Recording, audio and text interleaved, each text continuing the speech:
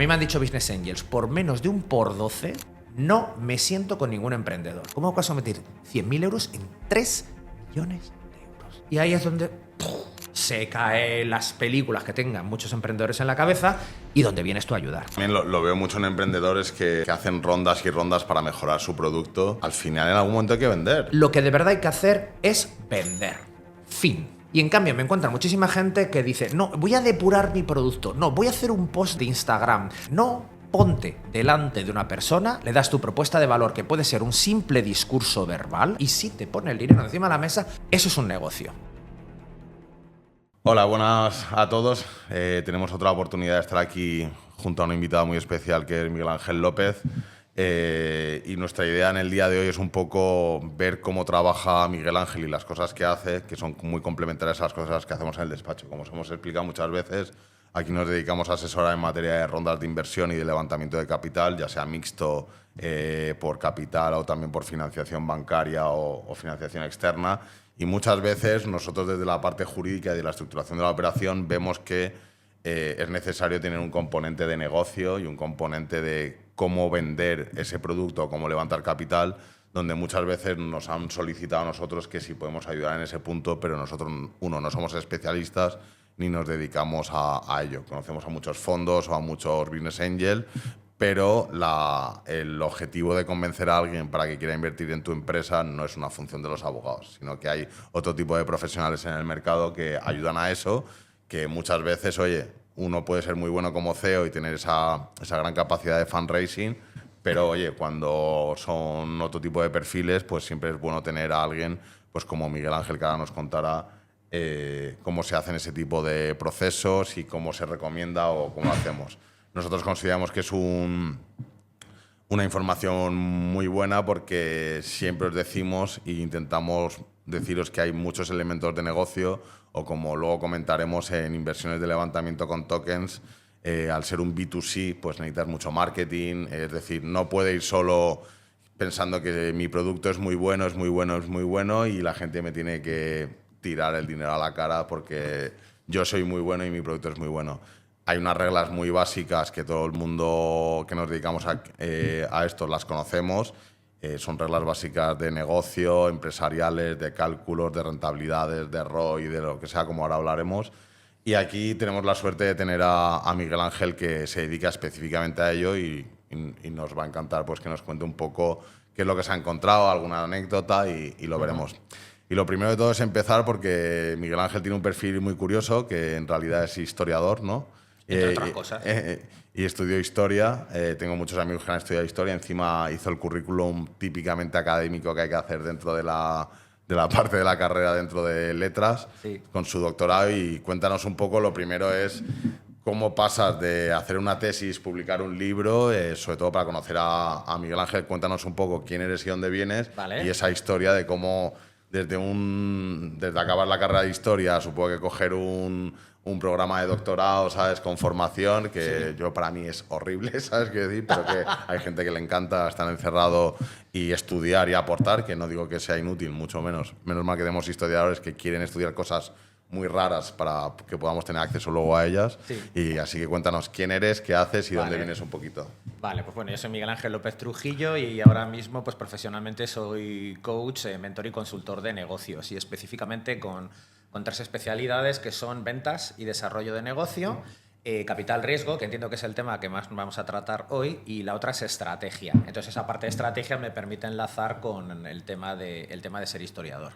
Bueno, pues ¿por qué soy historiador? Pues porque un día tienes que hacer la carrera, cuando tienes 17 años, y me apasionaba... Bueno, ya me venía apasionándome el tema del pasado desde que era niño, y vamos, recuerdo que una de las lecciones que más me gustaban cuando era niño eran los monasterios medievales, que por cierto, ahora en historia económica se toman como las primeras grandes empresas, porque realmente producían bastante dinero y además conservaron la cultura ahí en la Edad Media, ¿no? Entonces, bueno, todo eso me apasionó y, claro, pues te metes en esa historia y como venías lanzado desde la enseñanza media, pues también te metes en el doctorado un poco porque cuando acabas al final y dices, bueno, ¿y qué haces con tu cuerpo, no?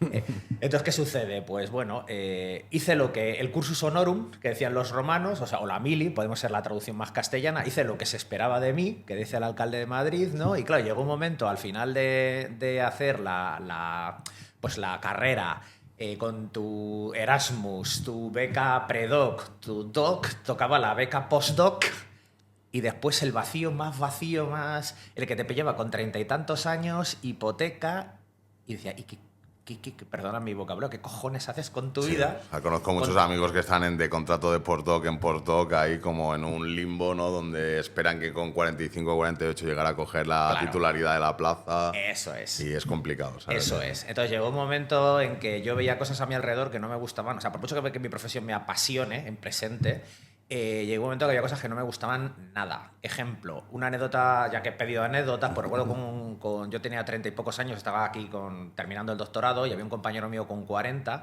que recibe una llamada de teléfono, la contesta, inmediatamente se pone blanco, la cuelga y casi nos echa a llorar con 40 años, y era que le habían negado la postdoc. Y estaba en su chaleta y tenía un chalet adosado y ¿cómo voy a pagar mi chalet adosado? Y fue uno de esos momentos en que dije, a mí no me va a pasar eso. Y luego, claro, estás en un entorno universitario que es feudal. ¿Qué significa? Pues que hay un señor que es el catedrático, que es una de las personas que más suelo detestar en este planeta. Lo siento por los catedráticos, por lo menos de historia, ¿no? ¿Por qué? Pues porque como buenos señores feudales, pues manejan un feudo, tienen todo tipo de poderes, prebendas, y a su alrededor hay un montón de bicharracos, que éramos nosotros, que por favor, tócame con tu espadita y dame una placita de 1000 y pico pavos para que pueda vivir y pagar el chalet adosado.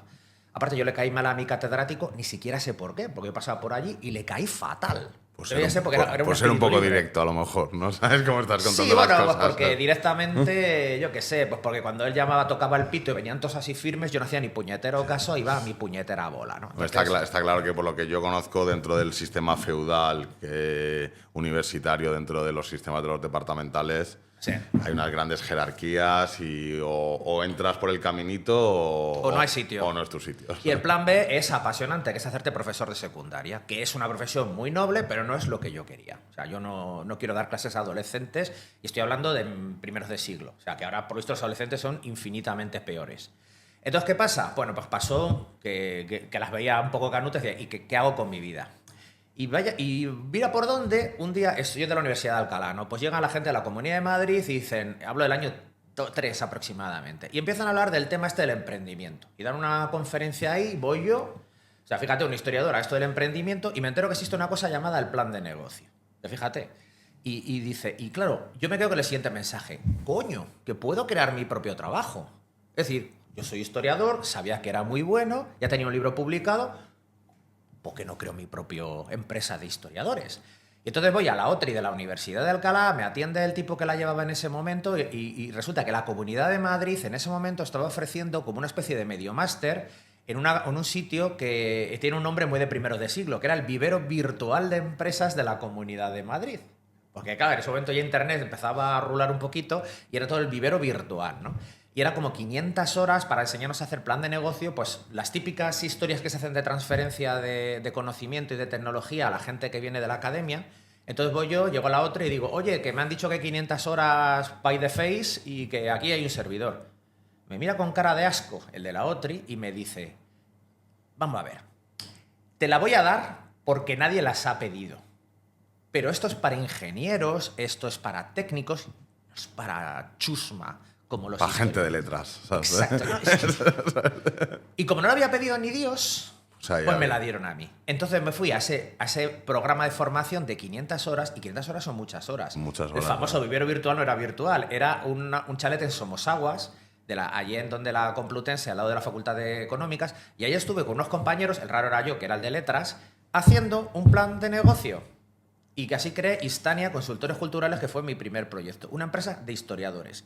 No sabía lo que estaba haciendo, pero así me puse a poner las pilas del tema de qué significa pues, crear un negocio.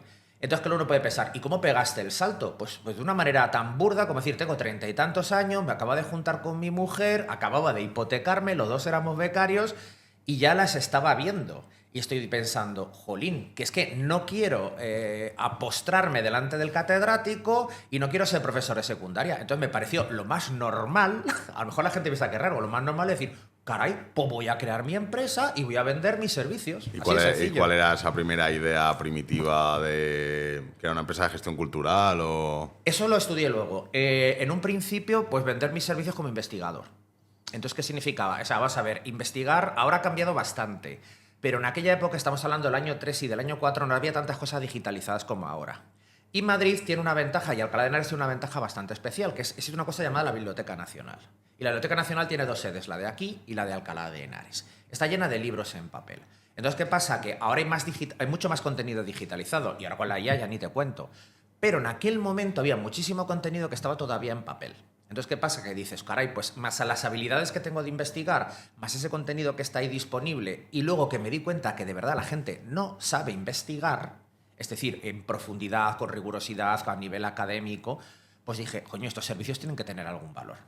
Lo que sucede es que era eso, una hipótesis, era evidentemente muy inexperto, era una cosa un poquito naif, pero mira por dónde tuve éxito, entre comillas. ¿Por qué? Porque creé una página web que en aquel momento era súper mega. Vamos, corre, compra el dominio, que te lo quitan. Bueno, pues compré el dominio, hice una sencilla página web y mira por dónde, como no estaba tan saturado el mercado, me encontraron. Y me encontró mi cliente. O sea, que tuve una suerte espectacular.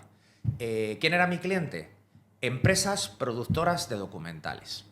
Entonces me llegó una de Salamanca y me dijo, claro, estoy hablando de la época precrisis, abundaba el dinero. Una caja de ahorros les había financiado hacer un documental sobre la Semana Santa de Zamora. Y me vinieron con este desafío. Es que necesito que documentes un reportaje, un documental sobre historias de Zamora que no conozcan ni los propios zamoranos. Me lanzan ese desafío. ¿Puedes hacerlo? Sí. Y a la semana tenían 50 historias que no conocían ni los propios zamoranos encima de la mesa. Ah, muy bien. Y luego de ahí un poco, pues cuéntanos, o sea, montas tu propia empresa, creas tu propio plan de negocio. Me parece increíble intentar sacar un modelo de negocio en el B2B desde historiador. La verdad es que no había pensado esa parte de researcher, ¿no? Que te puede servir pues para cualquier cosa. Te ¿no? van hasta para el capital riesgo, ¿sabes? Porque evidentemente, ¿para qué somos buenos los historiadores? Pues una cosa en las que somos buenos es creando historias. Porque date cuenta de que la historia como tal son un montón de fuentes que están ahí dispersas y que tenemos que hilarlas y construir un discurso que tenga sentido. Hay un dicho de un historiador italiano, que no recuerdo cuál es toda historia es historia contemporánea. Es decir, que siempre estamos reinterpretando lo que hay porque las fuentes son las que son, pero como las vemos van cambiando. Por eso, yo qué sé, podemos coger los reyes católicos y pensar que son asesinos que cambian la multiculturalidad de la Edad Media, que es una patraña, o podemos pensar que son gente que convierte a España en una potencia que ha distribuido la hispanidad hasta el mundo de que es la segunda lengua más hablada del mundo. Son las mismas fuentes y la interpretación es totalmente diferente.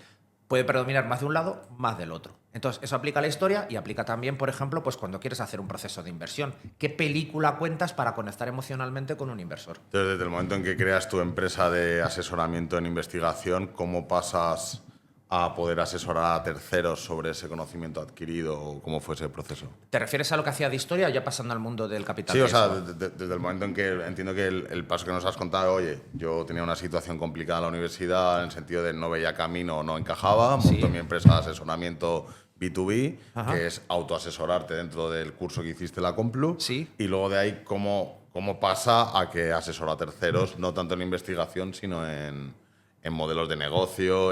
Vale, eso es una buena pregunta. Entiéndeme, el tema de Istania se llamaba en ese momento mi negocio.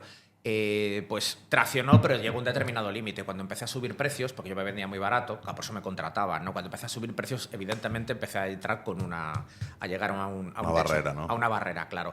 Entonces yo pensé en ese momento, ya tenía el doctorado, había estado trabajando en la Universidad de Alcalá, sin contrato.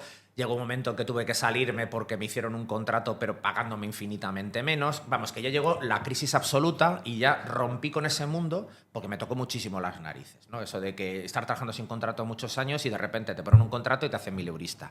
Decisión que tomé. Con el capital que tenía, hice un MBA. No hice un MBA estándar, hice un MBA enfocado en gestión cultural. Y resulta que me gustó más la parte de MBA pura y dura empresarial que la de gestión cultural, porque la gestión cultural fue una puñetera patraña. ¿Dónde lo hiciste esto? Lo hice en el centro, uno que está en Claudio Coello, que se llamaba Centro Villanueva, dependiente de la Universidad Complutense, y a su vez tenía un convenio con Santillana Formación, que pertenece al Grupo Prisa. Entonces, era aquello, si no lo soy nadie, lo siento, pues un feudo del PSOE en el que nos trataban de vender sus patrañas políticas. Y aparte de eso, es que nos traían a funcionarios o a gente de un nivel altísimo a contarnos su día a día de trabajo y yo, claro, yo con una mentalidad ya más de procesos, y fíjate que soy historiador, pensaba, pero tío, que me vengas a contar lo que haces en tu día a día me la sopla. O sea, yo quiero saber cómo puedo llegar a ser como tú.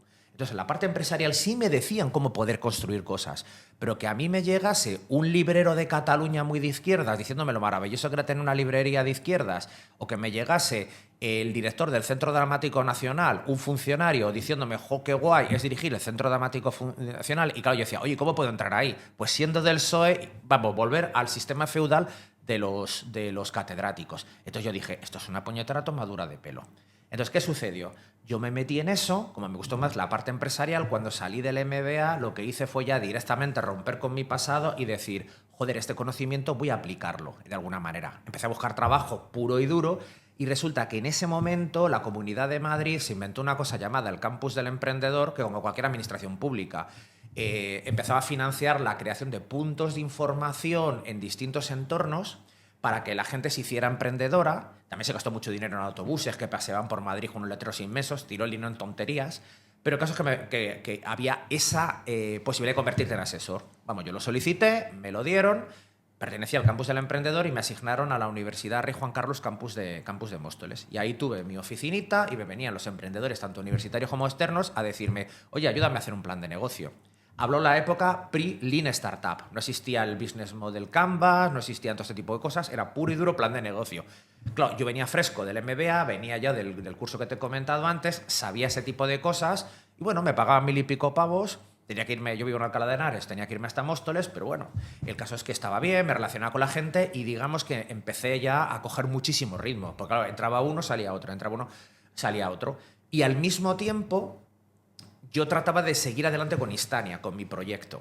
Y también empezaba a buscar otros proyectos adicionales. Pensé, joder, la parte de investigación la puedo dedicar no solo al entorno histórico, sino también al entorno empresarial. Entonces, en ese momento me inventé una marca muy osada llamada Google Humano, que todavía mi perfil de LinkedIn es Google Humano, y dije, joder, pues a la hora de hacer análisis estratégicos, pues confía en un historiador que sabe hacer un gran análisis estratégico. No solamente crea historias, es que también hace un análisis muy profundo, porque somos analistas a largo plazo, mientras que los empresarios son analistas a extremo corto plazo. Tenemos una visión mucho más global de las cosas.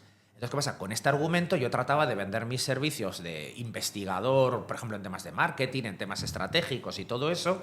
Y con esa excusa, pues fui conociendo gente, para hacer otro plan de negocio nuevo, al mismo tiempo daba asesorías. Entonces, haciendo y asesorando, empecé a especializarme. Y así poco a poco, pues fui adquiriendo ese bagaje. La verdad es que me parece increíble porque a mí siempre me ha gustado mucho la parte académica, ¿sabes? En el sentido de, pero no la académica de profesor, sino las técnicas de estudio y las técnicas de análisis y de investigación. Y muchas veces vemos que tenemos gente muy preparada en la parte académica que sabe hacer eso bien, sí, pero no lo aplican. Luego vas a una consultora de negocio y no se dan cuenta que el proceso de investigación tiene una técnica que está muy depurada en el tiempo, claro. En el sentido que, oye, se tiene que hacer de una manera, con unas fuentes, citando, y veo que no lo aplican también muchas veces por falta de tiempo, ¿sabes? En el sentido de... No es falta de tiempo, es que el mundo empresarial son exigentes con los tiempos y todo es para ayer, que a mí me parece otra patraña. Es decir, hay cosas que necesitan madurar porque necesitan madurar. Y el mundo empresarial, uno de sus defectos es que es tan cortoplacista y tan limitado en tiempos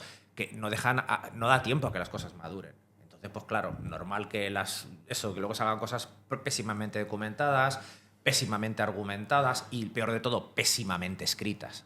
No, y sobre todo que al final en un sistema de consultoría, en un sistema de investigación para toma de decisiones, que al final es para lo que lo hacemos, sí. Cuanto más profundo sea y más bagaje tenga y más overview, como tú decías, sobre un contexto generalizado, ya sea macro, micro o incluso historia política o lo que sea, pues puede tomar unas decisiones muchísimo más acertadas o lo más accurate posible, ¿no? En el sentido de que a veces, oye, pues las cosas cambian o lo que sea. Entonces entiendo que ahí empezaste en el campus de la Rey Juan Carlos, empezaste a tener contacto con estos emprendedores y poco a poco, oye, pues lo que veo es que teniendo una gran formación académica de investigación, lo aplicas a un campo como puede ser marketing, negocio o estructura y al final... sabiendo y habiendo estudiado un poco eso y teniendo una gran base potente académica, pues puedes sacar muy buenos informes y muy buenos análisis, claro. que es lo importante, ¿no? Entonces, correcto. Entonces, esto me parece súper interesante porque es como pasar de la parte académica a una parte muchísimo más empresarial, con un bagaje muy bueno. Y esto nos lleva pues, a lo que estás haciendo hoy en día y a lo que tenemos en el despacho, que son pues estas empresas que buscan financiación y muchas veces pues, tenemos un muy buen producto o un muy buen supuesto producto, pero falta todo ese contexto que dices, tanto cómo lo voy a levantar, cómo lo voy a crecer, Sí. cómo lo voy a vender, cómo lo voy a contar, para que venga una tercera persona y me deje su dinero para poder hacer todo ese plan de negocio. Entonces, cuéntanos un poco, así a resumidas, cómo lo planteas tú normalmente o cómo lo haces o cómo ayudas a los emprendedores. Bueno, entonces yo lo primero que suelo... A ver, como mi profesión es... tengo 3 profesiones que son perfectamente compatibles, que son consultor, coach y mentor. ¿De acuerdo? Entonces, ¿cuáles son las diferencias entre las 3? Porque la gente tiende a confundirlas. Vamos a ver, el mentor es el abuelito al que tú le pides consejo y te da consejo y son consejos del pasado. Es decir, que si yo tengo un abuelo que tiene 80 años y que fue, yo qué sé, consejero delegado de una gran empresa, le digo, oye, abuelito, tengo 50 y tantos años, estoy llevando esta empresa, ¿tú en tu época cómo hacías esto? Pues hijo mío, yo lo que hacía era tal. Mentor. El coach. Oye, verás, es que tengo este problema. Ah, vale, cuéntame más. Bla, bla, bla, bla, bla. ¿Y por qué crees que esto es importante? Bla, bla, bla. ¿Y cómo consideras que podría salir? Los coaches hacen preguntas. Utilizan la mayéutica socrática, que es una manera muy rimbombante de decir pues que Sócrates hacía preguntas. O sea, los coaches no dan la respuesta. El mentor la da en su experiencia de pasado. Y luego llega el consultor. Una especie de frontón inteligente. Un frontón es el espejo. De hecho, el espejo o el frontón es la clave de ser coach. Hace preguntas para que tú te autodescubras. El mentor dice, mi experiencia del pasado era esta, haz lo que quieras con ella. El coach te hace preguntas para que digas, coño, qué pregunta más interesante, me acabo de dar cuenta de algo. Y luego llega el consultor, por ejemplo, alguien modesto, alguien de McKinsey, que dice, usted no tiene ni puñetera idea, déjame a mí. Y va y paf, mira tú qué informe. Joder, McKinsey. Te viene con la solución sacadita de la caja. Yo tengo estas 3 profesiones. Entonces, ¿qué pasa? Que las suelo combinar en dosis para que de esa manera pues que tengan sentido para cada cliente individual. Entonces, contestando a tu pregunta, me viene alguien y empezaría con la cara de coach. Con la cara de coach, sí, cuéntame, no sé qué, y esto, y lo otro, y empiezo a sacar información con el objetivo de establecer un diagnóstico. Una vez establecido el diagnóstico, tengo 2 alternativas. Muchas veces la gente, ser muy preguntón también la gente le irrita, ¿no? Sobre todo si no está previamente establecido que es un proceso de coaching. Entonces la gente viene y dice, bueno, tío, dame soluciones. Entonces puede ponerme la gorra de mentor en ese momento y decir, por mi experiencia, por mi conocimiento, por lo que he visto en otros, te suelto consejitos. Y cuando sueltas consejitos, la gente dice, joder, macho, parece que pilotas, me gustaría trabajar más tiempo contigo. ¿Y qué significa? Que ya los consejos a mí no me comprometen, yo te los suelto y allá te las apañes. Pero cuando dices, coño, es que quiero que realmente me ayudes. Entonces necesitas que te prepare informes, que haga análisis en profundidad y todo esto. Aquí está la minuta de consultor. Entonces, dependiendo de la circunstancia, puedo darle más gotitas de una cosa o de la otra. Hay veces que me quedo en una, a veces que me quedo en otra. Y, hombre, para mí, cuando busco clientes, me interesa la parte de consultoría, aunque sigo siendo coach, sigo siendo mentor, porque no dejas... Nuestras profesiones son de ayudar. Entonces, hay momentos, pues como los padres. Yo es que, desgraciadamente, no soy padre, pero hay veces que a los niños hay que darles un tortazo, con suavidad, pero hay que darles un tortazo, y hay que veces que escucharles, preguntarles. O sea, es un toma y daca, y en ese... justa dosis de gotitas es donde está la magia de poder ayudar a una persona, tú, y que la otra persona se ayude a sí misma, ¿no? Entonces ahí está la parte mágica o la parte artística de estas profesiones. Luego, como tú bien dices, hay un background, hay una experiencia, hay un conocimiento que se nota. Pero luego ese don de gentes, pues hay que irlo, cada uno tiene el suyo. Y esa es la magia, ¿no? Que cada uno lo hace de una manera y que puede aportar su toque personal que lo hace totalmente distinto. Eso ahí yo, por experiencia propia, muchas veces siempre le digo al cliente que tanto en consultoría o en consultoría jurídica, a veces no es ni tan importante que sea el mejor, sino que cuadre contigo. ¿Sabes? Que haya ese feeling que, oye, eso que puedes llamar tu magia, como has dicho, al final yo creo que es una forma a veces de ver la vida parecida, lo que sea. Claro. Y más vale tener una buena relación con la persona de confianza más que sea el mejor, muchas veces. ¿Sabes? Es que ser el mejor. Bueno, pues el que más técnicamente sepa de operaciones o lo que sea, pero muchas veces conozco gente muy técnica y muy buena que luego no sabe expresarlo o no sabe llevarlo o no sabe transmitirlo bien. ¿Sabes? Que sí que hay muchísimas más funciones.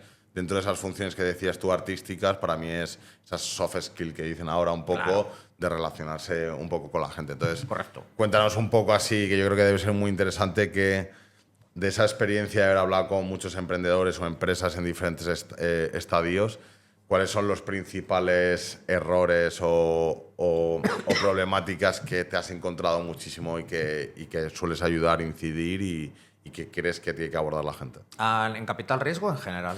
Yo creo que en cualquier emprendimiento, que normalmente está muy asociado a esa tecnología ahora, pero cualquier persona que quiera montar su modelo de negocio, ¿no? Sí. Y al final quiere generar un income, ¿sabes?, con respecto a un Vale. back office, ¿qué es lo que ves que se les olvida o que no Vale. tienen en cuenta? Vale, hay dos. Sin perjuicio que debe haber mucho ego muchas veces. Bueno, luego sí, encima, fíjate, hemos estado hablando antes fuera de cámara del tema del South Summit, que es un evento de puro postureo. O sea, como ves, yo estoy haciendo amigos en este podcast, en el que viene todo el mundo. O sea, yo estaba escribiéndole por WhatsApp a un amigo mío que es emprendedor de música, ¿eh? O sea, fíjate, y estábamos riendo y dice, ¿qué tal por allí? Mucha niña guapa con Apple diciendo, oh, mis VCs invierten en mi startup. Y sí, y venga, por favor. A ver, errores. A ver, te voy a diferenciar dos tipos de fauna. Digamos, la fauna deep tech, super tech, con un producto mega tech o mega innovador. Por ejemplo, gente como yo, con mi perfil, que viene de la universidad, doctorados y patatín patatán. Su problema número uno se llama miopía del marketing, que es un diagnóstico que lo habrás oído muchas veces. En capital riesgo significa que mi producto es tan bueno que me lo van a comprar porque yo lo valgo. Entonces, ese foco extremo en producto es matador. Porque, ¿cuál es el objetivo de un negocio? Ganar dinero. Fin. Entonces, es que los productos mediocres pueden ganar toneladas de dinero y, sin embargo, productos extraordinarios no ganan nada. Yo qué sé, una hamburguesa de McDonald's genera muchísimo más dinero que la mejor hamburguesa premium que podemos comer aquí en Madrid. ¿Cuál es mejor? La premium. Pero McDonald's es un negocio tan extraordinariamente hecho que es que pones a adolescentes mangurrianes que no saben hacerlo con un canuto y te llevan una multinacional norteamericana y genera toneladas de dinero.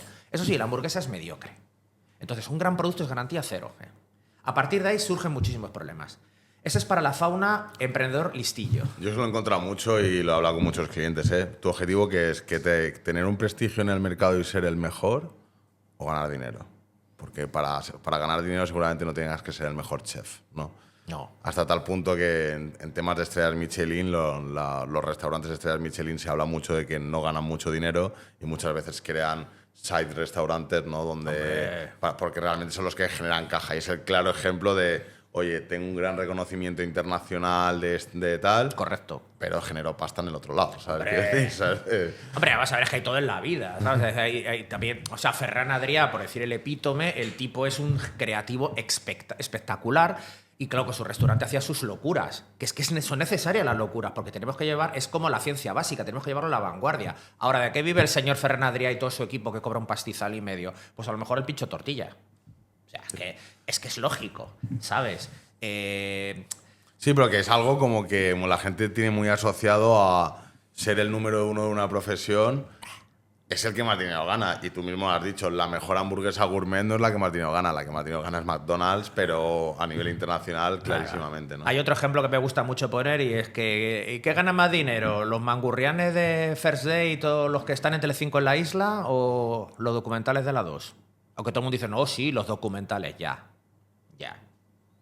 Yo creo que un programa de televisión muy interesante es El Hormiguero desde el punto de vista empresarial, porque además tiene los dos, o sea, a nivel emprendedor está muy chulo, porque digo El Hormiguero porque ahora mismo es el 1, 2, 3 de hoy. Los que tenemos una edad vimos el 1, 2, 3 y noto mucho deje del 1, 2, 3 en ese programa. Pero es que tiene una cosa muy chula. Tienes a Jorge Salvador, que es el empresario, y tienes a Pablo Motos, que es el artista.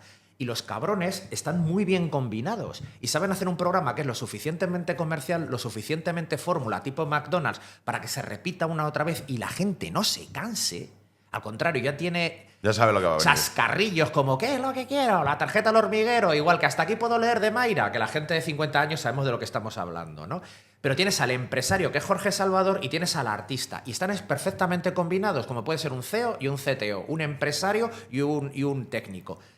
Cuando me has preguntado, ¿cuál es el defecto? Pues a lo mejor el defecto es que necesitas un Jorge Salvador, que hay mucho Pablo Motos, que solamente hay uno, que ojo, el tío ha currado de la hostia, también tiene una jeta espectacular, pero luego tienes a un Jorge Salvador que todo el mundo se ríe, pero es el que le pondrá firme y dirá, a ver, chato, esa locura que tú me estás diciendo no, porque aquí hay que generar dinero. Y tiene una productora que ahora es la productora. Y ahora con todo el mundo con las pantallitas, que yo veo más tu podcast que la tele, ¿Y qué pasa? Que de repente tienen 5 millones con el otro día con Melody, 5 millones, que para el mundo actual 5 millones en la tele es espectacular, ¿no? Sí. Entonces yo creo que es un ejemplo muy chulo para los emprendedores, ver esa dupla, luego hace falta más talento, ¿no? Y ellos enseñan su equipo con todo su orgullo y el programa lleva 19 temporadas. Joder, y ha escalado, o sea... Sigue líder, ¿sabes? Es líder.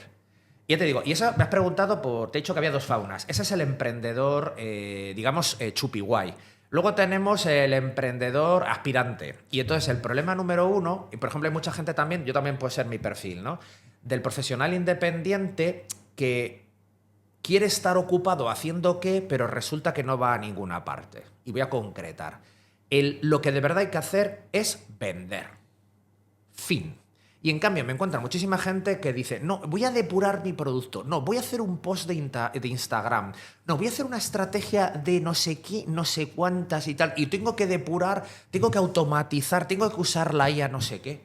Y claro, o tengo que hacer la tarjeta o la página web y dice, no, ponte delante de una persona, le das tu propuesta de valor, que puede ser un simple discurso verbal, y si te pone el dinero encima de la mesa, ejecutas. Eso es un negocio. Entonces hay mucha gente que le gusta perder el tiempo en post de Instagram.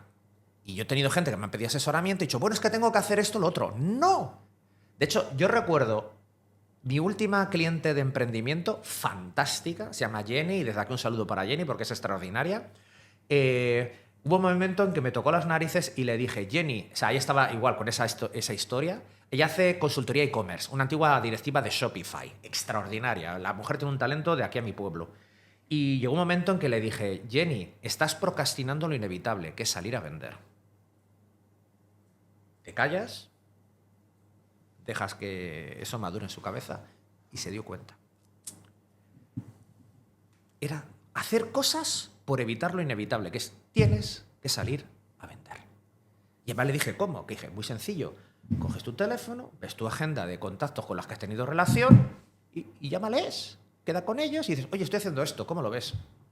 Y así empezaron a comprarle. La última sesión de coaching que tuve con ella, dando saltos de alegría, que me han pagado 5.000 euros por mi consultoría.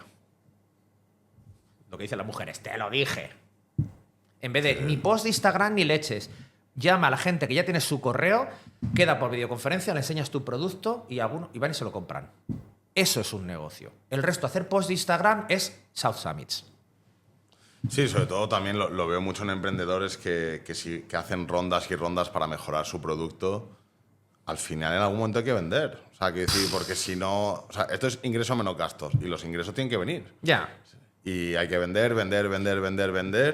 Y mucha gente piensa que va a vender porque soy muy bueno.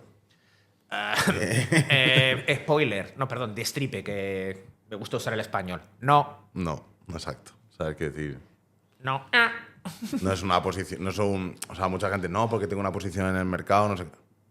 Tienes que salir a vender, o sea, hay muchísima competencia, todo el mundo lo hace, y eso en la abogacía pasa mucho, ¿eh? Porque la abogacía es como que parece que... He hablado con muchos directivos de abogacía de altos despachos y ellos se sorprenden muchísimo del concepto de salir a vender. Y es como en plan, es que eso, antes del 2010, Gonzalo, no se podía ni hablar. O sea, que decir, era como, ¿tú quién eres? O sea, ¿tú quién eres? ¿Sabes qué decir? En plan de, no se sale a vender. Esto es un señor que está en un gran castillo y tienen que venir a verme. ¿Sabes qué decir? Como...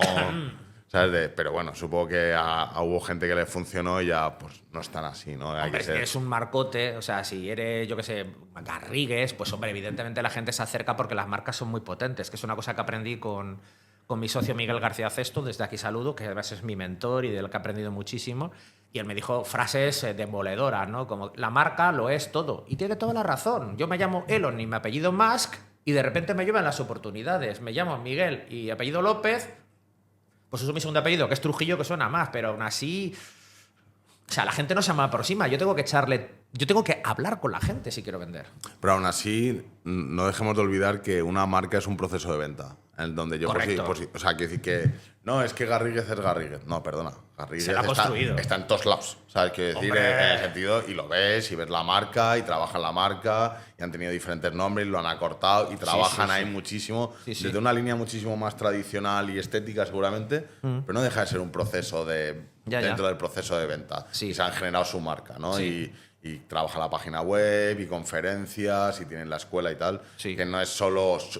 Porque en realidad llega un momento en que la marca es más importante que las personas que hay detrás de Garrigue, ¿sabes? Hombre. Entonces, no puede ser el número uno. En el Es sentido, que- el número uno en el sentido técnico-jurídico, sino, Bueno, oye, hay una marca detrás, ¿sabes? Yo tengo un muy buen amigo que me salvó el culo a nivel legal del despacho Sagardoy, que esos sí son los número uno de temas De laborales. laboral. Y me dijeron que son tan buenos que Garrigues les piden a ellos ayudas en... Pero fíjate, Garrigues vende la marca Garrigues y luego subcontrata a Sagardoy. Y entiéndeme que debe tener un margen tan brutal la marca, que es la parte buena de una marca, que puedes clavar un margen brutal, que a Sagardoy dice, fantástico, tú págame y me sirves de canal de venta. O sea que... A mí me pasa muchísimo también que nosotros aquí en el despacho hacemos muchísimas cosas, pero al final hay una nueva cultura que yo noto que el cliente solo quiere relacionarse con un abogado. En el sentido, no quiere tener 7 como antes y Sí. tener un séquito, ¿no? Claro. Y yo lo que digo también es que antes yo creo que el CEO de la empresa en los años 80, me lo imagino, pues no quería ir a su casa por la noche y entonces todo lo que pudiese ir a ver a su Que los CTO, niños lo bañara la mujer. Ahí está, quiero decir que quiero estar todo el día y si tengo 7 personas a las que ver, mejor Sí, que... pero era la actitud, perdona, machista, Bueno, ir con el trasto fuera de aquella Ahí época, está. de machote ibérico. Entonces, y ahora la gente quiere conciliar muchísimo más, quiere llegar a su casa Menos mal. y entonces a mí me dice muchísimo, Gonzalo, sí, le digo, yo es que no me dedico al servicio que estás pidiendo, búscamelo tú. O sea, yo no quiero hablar con 30 tíos, ¿sabes? Y no hay nada mejor que lo que hace Garrigues. Cojo al mejor, que es Sagardoy, que Claro. sé que técnicamente a nivel laboral tiene más know-how que nadie. El cliente me lo pide a mí, yo subcontrato tranquilísimo, intermedio, maravilloso. ¿Sabes? Quiero decir, Correcto. es un concepto muy bueno, sobre todo porque el cliente normalmente no sabe quién son los mejores o los players del mercado. Pero es que yo no sé quién es el mejor. Tú a mí me pones 4 o 5 vinos y los bebo y digo, pues me gusta, no me gusta y este es mejor que el otro. Pero a mí me pones el Vega Sicilia y a lo mejor me pones un vino de, por ejemplo, un Irache de Navarra, que es que estuve de catas en Irache en Navarra, un vino de 50 pavos que era excepcional y digo, hostias, soy incapaz de notar la diferencia entre ambos. Y a lo mejor hay un múltiplo, digo, unos 50 y otros 150 euros la botella. Y dices, joder, yo no tengo esa capacidad de... O sea, en nuestras profesiones sí podemos distinguir al vendeburras del bueno, pero es que son especialidades tan especialitas que nos salimos de allí y yo no sé distinguir el No, mejor, de verdad. por eso le pregunto a mi sommelier Claro. qué cojo. ¿Sabes? Quiero decir, es un poco, oye, lo hago contigo, no quiero ir a buscar... y Claro, hacer porque tienes una relación con esta Ahí persona. está, ¿sabes? Entonces eso es un poco cómo funciona. Entonces, Correcto. Tenemos esas dos faunas que hablabas, ¿no? La fauna del tío que mi producto es lo mejor y se va a vender solo. Sí. ¿Y la otra cuál era? Y la otra fauna es el que evita vender y hace todo tipo de cosas postureales. Es decir, pues en Instagram y todo eso, porque se piensa, eso lo aprendí de Ramit Sethi, que es uno de los gurús americanos que sigo, que hacer cosas que parezcan que son qué. Ejemplo, si me saco la tarjeta, si hago la página web, si hago los posts de Instagram, si voy a eventos, si hago networking. O sea, todo esto te lleva muchísimo tiempo, muchísimo trabajo, resultados pirulo. Sin embargo, como te he dicho, o sea, aquí quien quiera, o sea, aquí va una sesión de coaching rapidita, bueno, o de mentoring rapidita, que escoge tus contactos, queda con ellos en videoconferencias, enséñales lo que haces, pídeles críticas, o sea, feedback, y luego, ¿hay alguien que le puede interesar esto? Ah, pues sí, a Pepito, preséntame a Pepito y Pepito, jolín, te lo compro. Eso es vender. Ese coste es de tiempo y de tener un poquito de agenda. Y ya está. Con eso haces la primera venta. Y hay veces que al que le pides feedback es el primero que te contrata. No, también te digo que conozco mucha gente que le cuesta dar ese paso. Tiene agenda, tiene contactos, seguramente tiene potenciales conocidos que tienen una necesidad, Sí, pero no saltan. porque mola más hacer post de Instagram. ¿No? O estar en tu cueva. A mí, También. a mí que me vengan, ¿sabes? También. Vamos a ver, a la gente le gusta mucho la historia mía de historiador, pero es que hay un componente adicional que no se dan cuenta, y es que yo he sido profesor muchísimos años. Entonces estoy muy acostumbrado, bueno, voy a llevarlo todavía más atrás, por contar historietas personales. Yo tuve una desgracia, y es que con 14 años murió mi padre. ¿Y qué pasa? Pues que en ese momento teníamos una tienda, una librería papelería recién puesta. Mi madre se quedó viuda con 3 hijos, mis 2 hermanos y yo mismo. Yo con 14 años tuve que estar detrás de un mostrador vendiendo libros de texto, vendiendo material de papelería y todo eso con 14 años. Que bueno, que no era tan raro en aquella época encontrarse un niño, Sí, sí. bueno, un niño, ya era un adolescente en aquella época, pero yo, con todos los respetos, estaba delante de las marujas toreándolas continuamente. Entonces, ¿qué pasa? Que con 16 años ya tenía toreo de marujas y de marujos, porque también los tíos hay que darles de comer aparte, por un tubo. Luego, ¿qué sucedió? Pues sucedió que cuando hice la carrera universitaria y todo eso, acabé en la mili, hice la mili de alférez y tuve que dar formación militar. Con lo cual, pues seguí empezando a dar clases, tanto de desfilar como clases teóricas. Y luego, además, resulta que me conseguí una beca para irme a Estados Unidos durante la carrera. Y ahí estuve de profesor de español, in English. Entonces, ¿qué pasa? Que también tuve que estar dando clase en inglés, de lengua española, de manera gramatical. Y luego, cuando volví, empecé a dar clases. De hecho, sigo dando clases actualmente, ¿no? Tengo clientes que los que yo doy formación. Y bueno, doy conferencias y todo eso. Entonces, para mí saltar a las conversaciones, con luego el tema historiador de la narrativa y todo esto, las historias, es muy sencillo. Entonces, yo creo que eso me ayuda muchísimo a conectar con la gente. Tengo historias, sé contarlas, sé conectar. Y hay gente que ese es quizás el skill, la habilidad que les falta. Es decir, que es más bonito quedarse detrás del ordenador como el típico picacódigo que dice, no, podio, déjame con mis cositas, no quiero hablar con nadie, no quiero hablar con nadie. Y el emprendedor de raza, el CEO de raza, tiene que ser una persona que le tiene que gustar relacionarse con la gente. Sea como sea, incluso en su propia timidez. Cada uno tenemos nuestro carácter, pero tiene que querer relacionarse con la gente. ¿Qué es lo que has contado tú de Garrigues? Es decir, yo quiero hablar con un abogado, quiero que sea mi interlocutor, pero quiero tener una conexión íntima con mi abogado, porque los abogados sois críticos en los negocios. Y quiero tener una relación, y muchas veces digo, de sacerdote. O sea, yo a mis abogados os he confesado cosas que a lo mejor no he confesado a mi mujer. Entonces, ¿qué pasa? Que quiero esa intimidad, quiero esa conexión, quiero esa complicidad. Y sí, entiendo que necesitas un equipo detrás para sacarte las cosas, pero quiero tener una persona a la que mirar a los ojos y confiarle, joder, te estoy confiando mi vida profesional y puede que hasta mi vida personal. ¿Sabes? Entonces, ese querer relacionarse con la gente, quizás, mira, puede ser un defecto número 3, que si quieres ser empresario tienes que amar la profesión de relacionarte con la gente, sea como sea. Entonces, un poco, tienes toda la razón, la verdad, yo nunca pensé que me tocaría vender tanto en el sentido de relacionarme, conocer personas y tuve un mentor que siempre decía, no sabes en qué charco puedes encontrar un rodaballo, ¿sabes? Entonces hay que estar un poquito en todos lados. Que claro. Eso de hablar de, si voy a hacer networking, bueno, yo siempre prefiero ir a un sitio, 3 relaciones buenas, que hablar con 40.000, pero bueno. Entonces, entendiendo ese proceso de venta, yo entiendo, y volviendo un poco a, yo creo que lo que le interesa a nuestros espectadores es, dentro de un proceso de levantamiento de capital, ¿sí? No dejo de estar vendiendo. ¿Sabes? Es que vendes. Vendes un negocio. Estás vendiendo tu negocio y le estás diciendo, sé parte de lo mío. ¿Sabes? Cásate conmigo por interés. O sea, como yo digo, el contrato más chungo de todos es el de la sociedad limitada. ¿Sabes? Que bueno, tendríamos para hacer un podcast entero, ¿no? ¿Sabes? Pero el tema de gestión de socios. Pero, entonces, cuéntanos un poco. Hemos visto que es muy importante saber vender tu producto o si tengo un buen producto, cómo llevarlo al mercado, ¿sí? Pero este es un proceso de venta un poco diferente y cómo preparas ese proceso, cómo has ayudado y qué te has encontrado un poquito en el mercado. Vale, pues entonces, claro, aquí viene mi vena académica. Entonces, mi vena académica me ha hecho pues, estudiar con... Yo tengo 4 cursos de formación de capital riesgo y de inversión ángel. Y entonces en todos estos he ido distilando lo que me parece que en mi opinión es lo más interesante. Entonces yo generalmente utilizo el modelo del profesor Rob Johnson del IES, primero porque me lo enseñaron, segundo porque es sencillísimo, es fácil de entender y luego además porque es el que ha utilizado el business angel más famoso de España, que es Luis Martín Caviedes. Y Luis Martín Caviedes ha tenido numerosas salidas, numerosos exits que le han... Ya venía millonario de fábrica, pues todavía ganar más dinero. Es decir, el sistema funciona... Porque el artículo de Rob Johnson es de 2007, 2008. Se puede comprar en la web de SADE por $15, baratísimo, ¿no? Entonces yo utilizo sistemas académicos, aparte de los de Lean Startup, que por supuesto me los sé de memoria. Entonces yo los voy aplicando. La receta. Entonces, ¿cómo les ayudo? Pues cogiendo esta estructura mental y aplicándola. Puede parecer muy rígido, pero es que funciona y te das cuenta de que la gente tiene estas debilidades. Me explico. El sistema del profesor Rob Johnson consiste en que la empresa tiene que ser viable, factible e invertible, por este orden.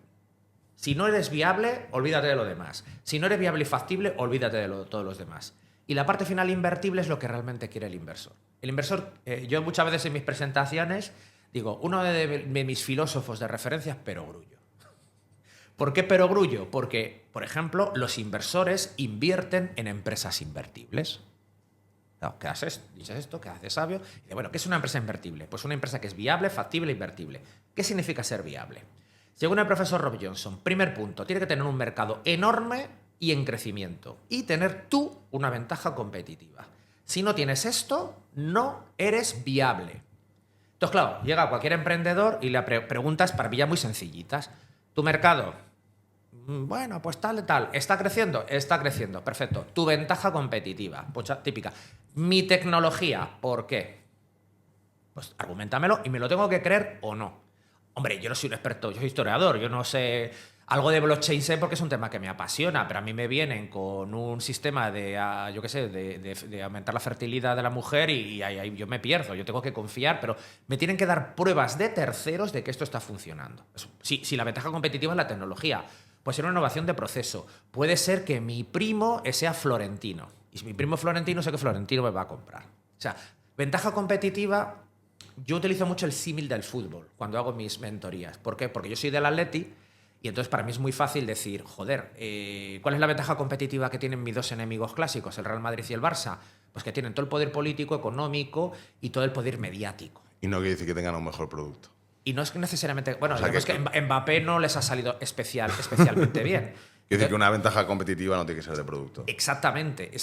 Por eso, perdón para los madridistas, ¿no? Cuando vienen, es que somos caballeros, no, macho. Tú tienes una ventaja tremenda y te la reconozco. Ya me gustaría a mí que el Atleti tuviera la mitad del poder económico, político y social que tienes tú. Te lo reconozco. Pero no me digas que eres caballero porque eso es mentira. O sea, eres uno que está jugando con ventaja. Me jode en el fútbol porque quiero ganar la Copa de Europa, pero eso es lo que le digo a los emprendedores. Sé el puñetero Real Madrid.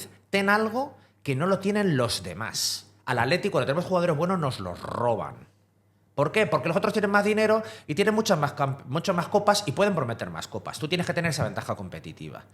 Como no mates al monstruo, los que hemos jugado maquinita de marcianos o de arcade, como no mates al monstruo de viable, o sea, tu mercado grande y en crecimiento y tu ventaja competitiva, vuelve al tablero de dibujo y a volver a empezar.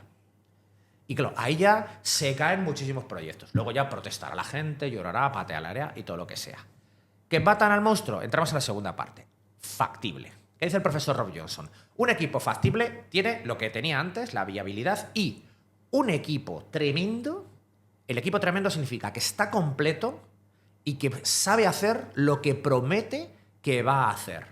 Y yo como historiador le añadí una gotita extra de contenido al profesor Rob Johnson, que es: ¿y cómo demostramos que un equipo sabe hacer lo que dice que va a hacer? Joder, con el pasado. El pasado es seguro, segurísimo. Yo qué sé, Napoleón invadió España. Eso es un hecho. Ya lo he hecho. Ya lo he hecho. Y si no lo has hecho, que tienes todo el derecho del mundo a tener 20 años sin haberlo hecho, porque todos hemos tenido 20 años y con 20 años tienes otras ventajas competitivas. Tu energía, tu conocimiento fresco, estar a la última. Lo que no tienes es experiencia. Pues demuéstrame que tienes los arrojos para poderlo hacer. Yo en ese punto choco muchísimo con muchos... Porque en mi propia fase de emprendimiento, ¿no? Dentro de la abogacía, ¿Sí? había que demostrar que ya se había hecho. Claro. Y para poder demostrar en la abogacía, pues hemos ayudado a mucha gente de manera altruista solo para tener la posibilidad de hacerlo. Claro. Y cuando se lo dices a la gente, lo ve como algo impensable. Impensable. ¿Cómo voy a hacer yo algo gratis? Es la mejor manera de conseguir experiencia. Sí, Eso tenemos para otro podcast, pero yo cuando alguien, una persona joven o inexperta con 50 años, dice quiero entrar en un determinado mundillo, digo, eso está chupado. Tú vas a una empresa y le dices, quiero trabajar 6 meses gratis para ti, pero yo pongo las condiciones. Eso sí, gratis. Y claro, dices, no, quiero trabajar en los mejores proyectos, quiero estar en las mejores reuniones y te lo hago gratis. O sea, al final Te abren las puertas. No deja de ser lo que tú dices. Voy a tener una ventaja competitiva para conseguir track record. Exactamente. Y mi ventaja competitiva es gratis. Sí, porque, entiéndeme, lo que tienes es que tener las habilidades, el conocimiento, los contactos, la experiencia. Y entiéndeme, 6 meses en una vida del ser humano no es nada. Ojo, que también luego puedes negociar. Pasados 6 meses, si hago un trabajo excepcional y tú demuestras lo que es excepcional, me empiezas a pagar.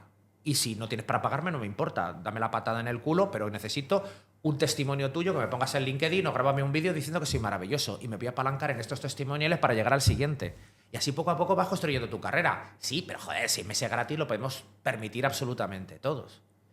Así que volviendo al tema de antes, Rob Johnson te dice, para ser factible necesitas un equipo cañón Y luego entra en un concepto que es muy etéreo, que a mí me costó mucho definir, que se le llama el estar en el momento adecuado, en el momento adecuado, a la hora adecuada, ni antes ni después. Uno utiliza el anglicismo, timing. Y claro, el timing es decir, estoy en el momento justo, ni antes ni después. ¿Por qué? Porque si ahora hago una red social, me trituran los que están.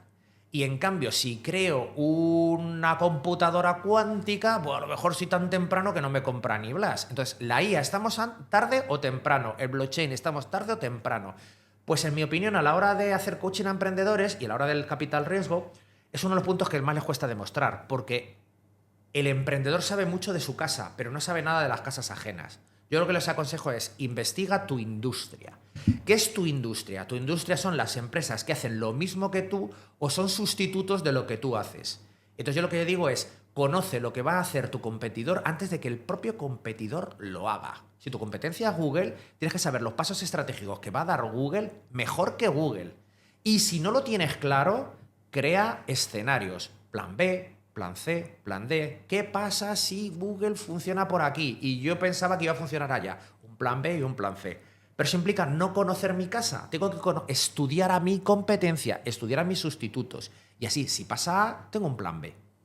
Entonces, si tienes ese equipo que desarrolla y que ejecuta y que está completo, que no lo he dicho, un equipo completo tiene un líder, que es el CEO, un vendedor, que es el CSO, Chief Sales Officer, un mago técnico, un panoramis, que es el CTO, y un director de operaciones, que es como las antiguas amas de casa que dejaban la casa limpia mientras el marido hacía el canelo en el bar, que es el COO, el director de operaciones.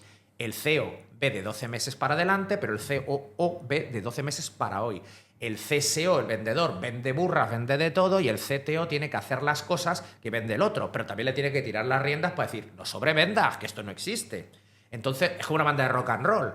Está el músico, está el guitarra, está el batería, está el cantante, duelo de egos, y todos sabemos que los rolling juntos son mucho mejor que los rolling por separado, ¿no? Entonces, si tienes ese equipo y tienes el timing adecuado o los planes B, en caso de que no sea el timing adecuado, tienes el equipo factible. Y ya saltas a la última casilla, a la última pantalla, que es una empresa invertible. Para que una empresa sea invertible, dice el profesor Ron Johnson, que tienes de nuevo dos cositas. Cosita número 1, una empresa escalable. Otro de los palabras que están de moda. ¿Qué es la escalabilidad? Una cosa muy sencillita. Unidad más de venta, unidad más de margen bruto. ¿Qué significa? Diciéndole de manera negativa, que tu coste variable va descendiendo. Entonces, cuanto más creas y más vendes, más barato te va saliendo. Con lo cual es que se va ampliando una barbaridad el dinero que hay ahí. ¿Por qué es necesario que sean escalables las empresas? Porque un inversor de capital riesgo quiere multiplicar su inversión por mucho. Mínimo minimorum, que me enseñaron en mi formación de capital riesgo, por 4, que ya es ridículo. A mí me han dicho Business Angels, por menos de un por 12, no me siento con ningún emprendedor. Por lo tanto, para hacer mis coachings es muy fácil. Digo a un emprendedor, ¿cuánto quieres? 100.000 euros. ¿Cómo lo vas a convertir en 1,2 millones de euros? Y te callas. Se le cae la gota aquí de sudor y dices, hostias, si yo pensaba que me iban a regalar el dinero para hacer mi producto. Este señor quiere salir por un por 12 y es para empezar a hablar. Está esperando un por 20, un por 30. ¿Cómo vas a meter 100.000 euros en 3 millones de euros? Y ahí es donde se caen las películas que tengan muchos emprendedores en la cabeza y donde vienes tú a ayudar. El último punto del profesor Ron Johnson es la escalabilidad y la salida, que es, oye, ¿cuánto se va a salir el inversor? Ah, que se va a salir. Sí, con ese por 12 que te he comentado. ¿En qué año? ¿A qué valoración? ¿Con qué múltiplo de EBITDA? ¿No tienes una tesis de inversión? Hombre, es que dentro de 6 años vete a saber. ¿Y? Es como si te metes una cara, no te metes una cara, pues hombre, dentro de 6 años a lo mejor mi profesión no existe si estudio marketing. Hombre, habrá que hacer algo, ¿no? Así que lo que dice el profesor Ron Johnson es eso. Un negocio escalable y una salida previsible para el inversor, porque el inversor se casa contigo por interés. Tienes que hacerle millonario al inversor. Y luego vas tú. Tú como buen abogado sabes que en las... ¿Cómo se llama esto? Cuando se reparte el dinero después de un evento de liquidez, ya sabes, el tema este de la preferencia de liquidación, que no me salía la palabra, ¿no? El último que pilla cacho es el emprendedor. Te va pillando, por supuesto, los inversores con todo su tipo de prebendas que hayan podido negociar. Es más, si te sale bien te tienes que quedar 3 años ahí currando para el nuevo comprador y... ¿Sabes? Que, Esa es otra. o sea, todo lo que son los waterfalls, ¿no? de pago de dividendos y pagos de exit. Así que, como ves, he utilizado algo muy estático, que es un sistema académico hecho por un profesor académico, que es Rob Johnson, pero que tiene la aplicación práctica de Caviedes y que yo me lo he aprendido también y lo he utilizado tanto que ya doy mis gotitas de mis toques personales. Y como eso es muy versátil. Son 6 cosas, recuerdo: viable, factible, invertible, mercado, ventaja competitiva. Si no, ni avances. Que lo tienes, un equipo cañón y el timing. Si lo tienes, pasas a lo siguiente: escalabilidad, diseña un negocio que sea escalable, porque tienes que multiplicar por muchos el dinero. Y luego crea una estrategia de salida. Muchas veces digo a los emprendedores, como historiador, investiga exits del pasado y, joder, más o menos adáptalos a algo del futuro. Es muy fácil encontrar exits del pasado. Te metes en PitchBook, te metes en Web Capital Riesgo, te metes en Crunchbase e investigas empresas parecidas que han tenido exits. Más o menos copia lo que hay y adáptalo a tu situación. Que sí, que dentro de 10 años la vida será a lo mejor muy diferente, pero tienes que crearme una expectativa y luego un plan B si las cosas no funcionan. Con esto tienes para trabajar carros, carretas, y eso es una cosa muy sencillita, pero muy directa. Y a Caviedes le ha hecho ganar barbaridades de dinero. Entonces, es lo que yo uso. Y en algo que a veces tienes solo un slot de tiempo de 5 minutos para hacer un pitch, ¿sabes? Y tienes que representar todo eso, ¿cómo lo haces? Podemos hacer 250 folios de una empresa con todo lo que acabas de decir. Sí, pero bueno, entiéndeme, pues coge los titulares y dices: hola, mira, soy Miguel, tengo una empresa que hace esto. Mi ventaja competitiva es X. Un tema de Rob Johnson. Y ventaja competitiva significa que me van a comprar muchísimos clientes, porque yo tengo esto y te lo puedo demostrar. Mi mercado está creciendo. Por lo tanto, ¿qué significa? Significa de que va a haber mucha gente que me va a comprar y, súper importante, te meto un punto nuevo: si surge la competencia, pues cojonudo, porque hay tarta para todos. O sea, es que otro tema de los emprendedores: ¡ay, es que me van a copiar la idea! ¡Genial! ¡Genial! Está Coca-Cola y está Pepsi, las dos son millonarias. O sea, estupendo, porque entre todos vamos a crear un mercadazo tremendo. Entonces, si hay un mercado muy grande y en crecimiento, hay tarta para todos. Tú tendrás tu trocito y los demás tendrán el suyo. Y podréis convivir tranquilamente. Entonces, eso ya en el pitch. Hola, soy tal. Tengo esto. Es muy bueno porque tengo esta ventaja competitiva y mi mercado está creciendo. Porque sabemos que podemos conquistar un porcentaje significativo del mercado que te dará a ti un interés, te podrás multiplicar la inversión por muchísimo, que es lo que tú quieres. Porque tenemos un equipo que en el pasado lo ha hecho y lo va a volver a hacer y tiene los miembros para hacerlo, y luego además porque estamos en un momento adecuado. ¿Por qué es el momento adecuado? Por 1, 2, 3 y 4. Y si las cosas van mal, gestión de riesgo, tenemos un plan B, un plan C y un plan D. Si esto funciona, dentro de unos años pones la parte financiera, que conseguiremos estos números, por ejemplo, facturaremos tanto, con unos márgenes así, beneficios y tal, ahí viene la parte de escalar, y coño, y si todo va bien, pues a lo mejor hay una empresa que nos compra, que es tu estrategia de salida. Un M&A, sabes que es lo habitual, o vendrá un private equity y nos comprará, pero lo normal es que venga un M&A, nos compre, tú tienes tu salida y nosotros nos forramos y otra cosa mariposa. Con eso ya has hecho un pitch. Y lo puedes memorizar. Y luego, ya por último, porque se nos hace un poco largo, gran pregunta: ¿cuánto dinero pedir? Yo tengo la respuesta clara, ¿sabes? Pero... Bueno, no sé si me quieres decir la tuya o quieres que diga yo mi... Yo siempre lo que les digo desde una perspectiva no tanto de tal, es dentro de tu fase, pide lo menos posible, porque te estás diluyendo. Correcto. Para pasar al siguiente nivel. Exactamente. Ya está. Entonces, no es en plan, no, es que me dan 200.000 más. ¿Pero los quieres o no los quieres? ¿Te hacen falta o no? Claro. ¿Tienes realmente tu plan de negocio de qué es lo que necesitas en cada momento y por qué? ¿O solo quieres pasta por pasta? Exactamente. Y siempre digo, tengo un hard cap y un soft cap, pero nunca me quiero pasar del hard cap porque prefiero diluirme en la siguiente. Eso es un punto muy bueno. Yo te añado un punto adicional, pero estoy 100% de acuerdo. Eso es lo que yo pienso. Pero y estoy absolutamente de acuerdo. ¿Por qué? Porque la gente piensa que el dinero es gratis. El capital riesgo es el dinero más caro. Más caro. En fin, el dinero que tú quieres es el dinero de tus clientes. Entonces, otro de los grandes errores del mundillo del emprendimiento es haber vendido la idea de que no, creas un producto y levantas capital. No. Tienes que conseguir dinero de clientes y levantar 0 euros de capital riesgo. Mal rollo si necesitas capital riesgo. El dinero más caro, más leonino, más puñetero, más complicado, más complejo, lo que tú quieras, ¿no? Y luego, disculpa que te corte, no, tranquilo. Dentro de los procesos de financiación, porque al final Private Equity es un proceso de financiación, sí, estás dando lo más caro que tienes, que es tu equity. Claro. Entonces la gente lo piensa como en plan, no, yo de mi equity levanto tal. Como vale 0, hombre, si crece... Lo mejor del mundo sería poder apalancarme contra banco al 5 y sacar el 15. ¿Sabes qué decir? Maravilloso. Y la gente ni lo contempla ya. Es como que muy las rondas y tal. Es que no tiene glamour. Es que el capital riesgo ha tenido una gran suerte y es que le han dado un toque glamuroso. Cuando, bueno, que el sadomasoquismo para mí no tiene ningún glamour, pero bueno. Es un poco... Pero bueno, Ajá. muchísimas gracias por... La verdad es que el análisis que has hecho del artículo y sobre todo cómo lo has aplicado a mí me parece increíble para tener esas variables. Sí. Y luego sí que quería acabar un poco con esta frase de cuánto hay que pedir porque la gente parece que pide por pedir. Y luego ya podríamos hablar, pero no nos da tiempo y me gustaría invitarte otro día para profundizar en valoraciones. ¿Sabes qué decir? Sí. Porque ahí hay... Telita ahí hay marinera. telita.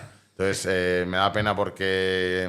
Hacemos una segunda parte. Hacemos una segunda porque me encantaría saber... Si es nuestra vida, o sea, podemos hablar lo que queramos, pero... No, llené la taza y va, ya está. ¿Cuánto vale mi empresa y por qué y cómo lo puedo justificar? ¿No? Eso nos daría para otra media hora, una hora completa. Ya te añado que tiene la parte quanti, la de los numeritos, y luego la parte quali, que es la de los historiadores, que es, hombre, $100 es un número, pero $100 puedes, yo qué sé, hacer cosas maravillosas. Pues nada, Miguel Ángel, yo creo que se nos ha quedado un poco corto, pero de verdad te invito a que vengas otro día y pronto por hacer una segunda parte, porque me parece interesante. Yo creo que faltan puntos, sobre todo me gustaría un poco centrar también el tiro en ese pitch, ¿sabes? Un poco que hay que entenderlo, entender la parte de números, ¿sabes? Que decir que la gente entra a ese CFO, pero muchas veces es cómo pinto esos números de cara a esa venta y ese levantamiento de capital. Sí. Y por último, valoraciones, ¿sabes? Que decir y múltiplos de vida, no sé, podemos hablar ahí de todo lo que quieras y sobre todo lo que pasa muchísimo, pero bueno, pues ya por cerrar es que como mucha gente no ha vivido el proceso de money final, claro, no hay que prepararse para ese momento en realidad. Es todo prepararse para ese momento. Lo viví el año pasado por primera vez y solo por decirte, tú, si quieres que acabo con esta anécdota, ¿no? Me invitaron un cliente polaco en Cracovia, lo estaba comprando una empresa española, 3 días negociando, te puedes imaginar, aquí un montón, todo el Consejo de Administración español, aquí peleándonos y tal, bueno. Acabamos todos agotados, salimos por Cracovia, ciudad maravillosa, las típicas fotos de exaltación de la amistad, hacemos las fotos. ¿Crees que decíamos cheese? ¡Evita! ¡Evita! ¡Clic! Además, esto es otra de las cosas, pero bueno, ya lo hablaremos.